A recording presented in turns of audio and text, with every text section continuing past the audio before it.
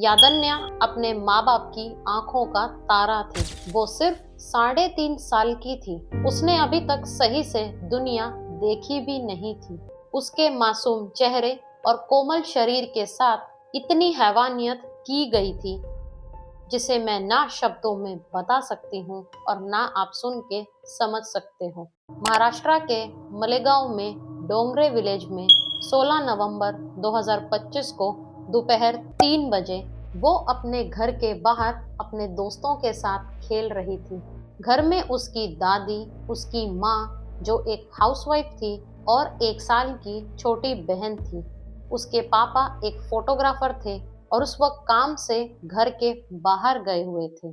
उसकी माँ ने उसे आखिरी बार देखा तो वो बच्चों के साथ गली में खेल रही थी। उस गांव में ज्यादातर लोग लेबर्स और वर्कर्स थे, यहाँ तक कि वहाँ एक भी सीसीटीवी नहीं था।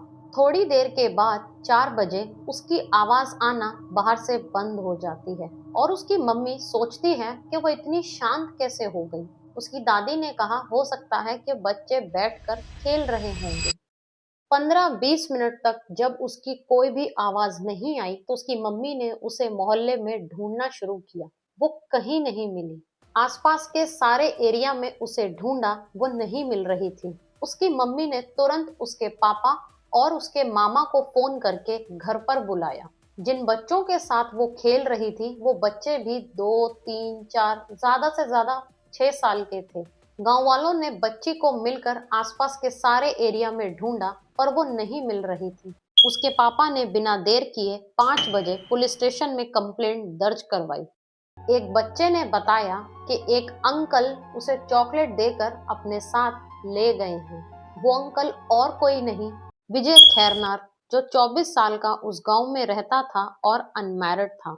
विजय उनके घर से सिर्फ 200 मीटर की दूरी पर रहता था और उनके साथ बच्ची को ढूंढवा रहा था। ये गांव ज्यादा बड़ा और डेवलप्ड नहीं था, बल्कि विजय खुद 2 बार मोबाइल टावर कंपाउंड में दीवार को फान कर चेक करके आया था कि बच्ची वहां नहीं है और उसने गांव वालों को ये बात बताई थी। 6 बजे पुलिस फोर्स ने बच्ची को ढूंढना शुरू कर दिया और 1.5 घंटे के बाद ठीक 7:30 बजे अंधेरे में उसकी लाश मिली। उसके साथ दुष्कर्म किया गया था और किसी बड़े से पत्थर से बार बार उसके मुंह को कुचल कर कीमा बना दिया था और वहीं फेंक कर चला गया। पुलिस ने उसे तुरंत कस्टडी में लिया। उसने शराब पी हुई थी और उसका डीएनए बच्ची की बॉडी से भी मिला है। ये सिर्फ एक गुस्से का नतीजा था। 1 महीना पहले विजय की उस लड़की के पापा से कहासुनी हो गई, किसी छोटी सी बात पर बहस हो गई थी और वो उस दिन से ही बदले की आग में जल रहा था। उसने सोच लिया था इसके परिवार को मैं खून के आंसू रुलाऊंगा।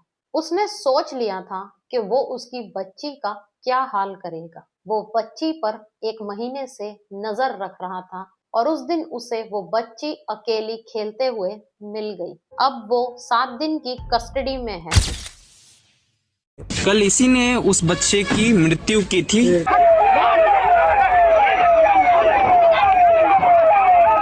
और जगह जगह उसे फांसी देने के लिए प्रोटेस्ट हो रहे हैं। औरतें धरना दे रही हैं। नाही, काहीच नव्हता. गल्लीतलाच पोरगा होता. अब नहीं बचाएंगे बेटी, अब नहीं पढ़ाएंगे बेटी. और कोर्ट पर लोगों ने चप्पल उतारकर फेंकी। पूरे गांव को 2 दिन तक कंप्लीटली बंद रखा और अब वीडियो कॉन्फ्रेंस पे कोर्ट अपना फैसला सुनाएगी। कुछ लोकल मिनिस्टर्स और वुमेन कमीशन ऑफ महाराष्ट्र ने फास्ट ट्रैक कोर्ट से 2 महीने के अंदर न्याय दिलवाने का आश्वासन दिया है। इंडिया के डेटा के हिसाब से हर 16 मिनट के अंदर एक बच्ची का रेप होता है। न जाने कितनी और बच्चियों का बलिदान देना होगा ताकि इंडियन जुडिशियल सिस्टम इसके खिलाफ कोई कड़ी सजा सुनाए।